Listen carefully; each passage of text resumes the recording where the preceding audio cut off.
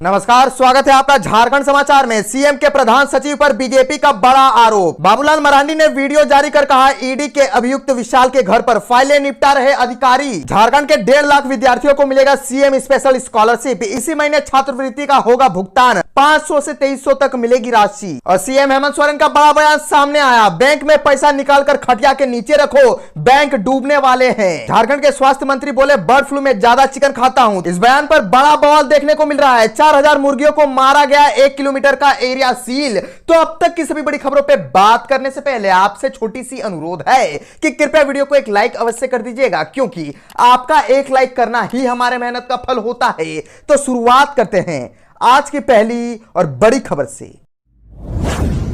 CM के प्रधान सचिव पर बीजेपी का बड़ा आरोप। बाबूलाल मरांडी ने वीडियो जारी कर कहा, ईडी के अभियुक्त विशाल के घर पर फाइलें निपटा रहे हैं अधिकारी। दरअसल भाजपा विधायक दल के नेता बाबूलाल मरांडी ने सीएम हेमंत सोरेन के प्रधान सचिव राजीव अरुण एक्का पर गंभीर आरोप लगाए हैं। उन्होंने भाजपा कार्यालय में पत्रकारों से कहा कि सीएम हेमंत सोरेन के प्रधान सचिव राजीव अरुण एक्का ईडी के अभियुक्त विशाल चौधरी के घर जाकर फाइलें निपटा रहे हैं। इस दौरान उन्होंने 22 सेकंड का एक वीडियो क्लिप भी जारी किया। और बता दें कि बाबूलाल मरांडी ने कहा कि इस क्लिप में राजीव अरुण एक्का विशाल चौधरी के अरगोड़ा चौक स्थित कार्यालय में फाइल में लगे पेपर साइन कर रहे हैं। वहीं उनके बगल में एक महिला खड़ी है। बताया जा रहा है कि महिला विशाल चौधरी की कर्मचारी है और बगल में जिसकी आवाज आ रही है वो अपने महिला कर्मचारी से किसी से पैसे आने नहीं आने के बारे में पूछ रहे हैं और वो विशाल चौधरी की आवाज बताई जा रही है। फिर महिला द्वारा पैसा नहीं आने की जानकारी पर विशाल किसी को फोन लगाकर पैसे के बारे में पूछ रहा है। उन्होंने कहा कि यह राज्य के लिए बहुत ही गंभीर बात है। भाजपा इसे लेकर राज्यपाल से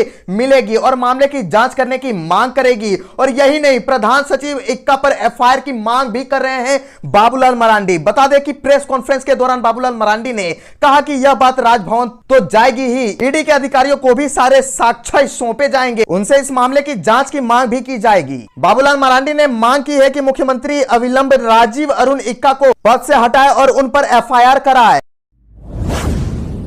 झारखंड के 1.5 लाख विद्यार्थियों को मिलेगा सीएम स्पेशल स्कॉलरशिप। इसी महीने छात्रवृत्ति का होगा भुगतान, 500 से 2300 तक मिलेगी राशि। झारखंड के विद्यार्थियों के लिए एक बहुत ही बड़ी खुशखबरी आ रही है कि झारखंड के सरकारी स्कूलों में पढ़ने वाले सामान्य वर्ग के छात्र छात्राओं को मुख्यमंत्री विशेष छात्रवृत्ति मिलेगी।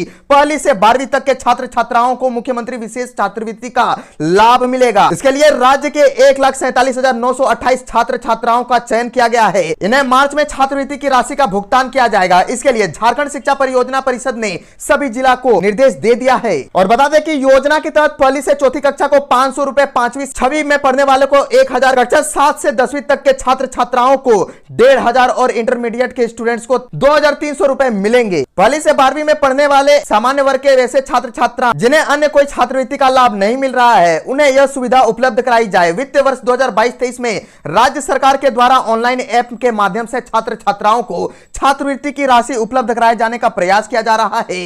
इसमें अभी थोड़ा समय लगने की संभावना है।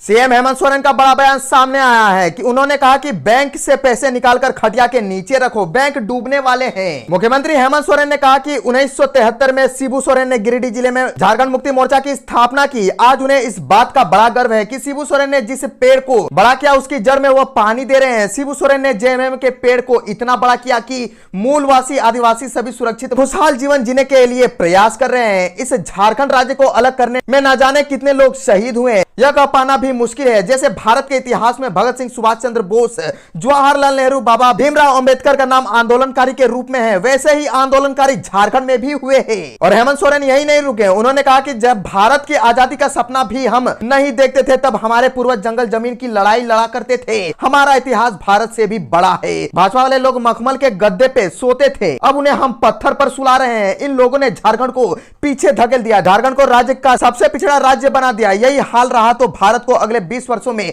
सबसे गरीब देश ये बना देंगे। एलआईसी डूब गया, बैंक भी डूबने जा रहा है। स्थिति भीख मांगने की हो जाएगी। बैंक में पैसा मत रखना, बैंक से पैसा निकालकर खटिए के नीचे रख दो तो बचा पाएंगे। महंगाई आसमान छू रही है। झारखंड विधानसभा में फिर गूंजा 1932 खतियान का मुद्दा। विधायक लोबिन हेम्ब्रम भी खड़े हुए विपक्ष के साथ। विपक्ष ने कैबिनेट द्वारा पारित 2016 से पूर्व की नियोजन नीति को लेकर सत्ता पक्ष को घेरा। विपक्ष ने इस मुद्दे पर सरकार से जवाब मांगा। विपक्षी भाजपा व आजसू विधायक वेल में घुस गए। सरकार से जवाब मांगते हुए भाजपा विधायक नारेबाजी करने लगे। हंगामा होता देख स्पीकर रविंद्रनाथ महतो ने पहली व दूसरी पाली में सदन की कार्यवाही स्थगित कर दी। मुख्यमंत्री सदन के माध्यम से जनता को बताया झारखंड के साथ धोखा हुआ है। भाजपा विधायक नीलकंठ ने जैसे ही इस मुद्दे को उठाया, सदन में शोर शराबा होने लगा। स्पीकर बार बार विधायकों से अपनी सीट पर लौटने का आग्रह करते रहे, लेकिन विपक्षी विधायक शांत होने को तैयार नहीं थे। जिस समय हंगामा हो रहा था, मुख्यमंत्री सदन में नहीं थे। और बता दें कि आलमगीर आलम का पक्ष सुनने को तैयार नहीं। संसदीय कार्य मंत्री आलमगीर आलम ने सरकार का पक्ष रखा, लेकिन विपक्षी विधायक उनके जवाब से संतुष्ट नहीं थे। झारखंड के स्वास्थ्य मंत्री के बर्ड फ्लू के बयान को लेकर बहुत ही बड़ा बवाल देखने को मिल रहा है। 4000 मुर्गियों को मारा गया, 1 किलोमीटर का एरिया सील कर दिया गया है। दरअसल झारखंड में बर्ड फ्लू का खतरा बढ़ रहा है। इस बीच स्वास्थ्य मंत्री बन्ना गुप्ता के बयान को लेकर हंगामा हो गया। मंत्री जी ने लोगों को बर्ड फ्लू में ज्यादा से ज्यादा चिकन खाने की सलाह दे डाली है। इस बयान पर विपक्षी भाजपा ने सरकार को गैर जिम्मेदार बताया। वहीं प्रशासन भी एक्शन में आ गया है। अभी तक की जानकारी के अनुसार बोकारो में लगभग 4000 संक्रमित मुर्गियों को मारा गया है। राजधानी रांची में 1 किलोमीटर का एरिया सील कर दिया गया है। शहर के 10 किलोमीटर के इलाके को निगरानी क्षेत्र घोषित किया गया है। इसमें बाहर से मुर्गियों की आवाजाही पर रोक लगा दी गई है। सभी पोल्ट्री फार्म का सर्वे कराया जा रहा है। इसमें पहले राज्य में बर्ड फ्लू के बढ़ते खतरे को लेकर स्वास्थ्य मंत्री बन्ना गुप्ता से सवाल किया गया। उन्होंने कहा कि ताजा हालात को देखते हुए पशुपालन मंत्री इस पर संज्ञान लेंगे, इसमें जरूरी कार्रवाई करेंगे। पत्रकारों ने जब बताया कि लोग डर रहे हैं, भयभीत हैं, तो मंत्री जी ने कहा, अरे कोई डरने उड़ने की जरूरत नहीं है। जब जब बर्ड फ्लू आया तब हम ज्यादा मुर्गा खाए, उसको जो है ज्यादा आग में भूनकर खाना है। तो स्वास्थ्य मंत्री के इस बयान पर विपक्ष के नेता बाबूलाल मरांडी ने बहुत ही बड़ा बयान दिया। उन्होंने कहा कि इस बढ़ते खतरे को लेकर सरकार गंभीर बिल्कुल भी नहीं है। इस मामले पर उन्होंने ट्वीट भी किया, बर्ड फ्लू से डरना नहीं है, उसको ज्यादा आग में भून के खाना है। यह सड़क छाप ज्ञान झारखंड के स्वास्थ्य मंत्री के है। जब राज्य के मुखिया की पैसों को गाड़ के रखने की सलाह देते हो तो उनके मंत्री ऐसे ज्ञान बांटेंगे ही। झारखंड के चीफ इंजीनियर बीरेंद्र और अन्य के खिलाफ दिल्ली में प्राथमिकी दर्ज। जांच में कई बड़ी जानकारी लगी हाथ। दिल्ली पुलिस की आर्थिक अपराध शाखा ने ग्रामीण विकास के मुख्य अभियंता निलंबित बीरेंद्र राम व अन्य के खिलाफ प्राथमिकी दर्ज की है। इसमें बीरेंद्र राम और उसके सीए मुकेश मित्तल को नामजद अभियुक्त बनाया गया है। पूरे प्रकरण की साजिश में शामिल लोगों के नाम का उल्लेख करने के बदले अन्य शब्द का इस्तेमाल किया गया है। यह प्राथमिकी ईडी की ओर से बीरेंद्र राम की काली कमाई की लॉन्ड्रिंग के लिए रची गई साजिश के सिलसिले में दी गई सूचना के आलोक में की गई है। बीरेंद्र के मामले की जांच के दौरान ईडी ने पाया था कि उसके पिता गेंदाराम के खाते में श्री खाटू श्याम ट्रेडर्स, अनिल कुमार गोविंद राम ट्रेडर्स और ओम ट्रेडर्स नामक कंपनियों के खाते में 4 करोड़ 29 लाख रुपए ट्रांसफर किए गए। वीरेंद्र राम ने अपने पिता गेंदाराम के खाते में ट्रांसफर किए गए पैसों से दिल्ली में जमीन खरीदी। साथ ही जमीन पर बने पुराने भवन को तोड़कर आलीशान मकान बनवा रहे हैं। पूछताछ के दौरान गेंदाराम ने अपने खाते में पैसा ट्रांसफर होने और संपत्ति खरीदे जाने की जानकारी होने से इनकार कर दिया। ईडी ने जांच में पाया कि श्री खाटू ट्रेडर्स व अन्य कंपनियों को खोलने के लिए 3 फर्जी पैन कार्ड का इस्तेमाल किया गया है। तीनों नंबर के पैन सचिव सचिन गुप्ता के नाम पर जारी किए गए हैं। कंपनियों के बैंक अकाउंट से लिंक किए गए फोन नंबर की जांच में सचिन गुप्ता का असली नाम ताराचंद होने की जानकारी मिली है।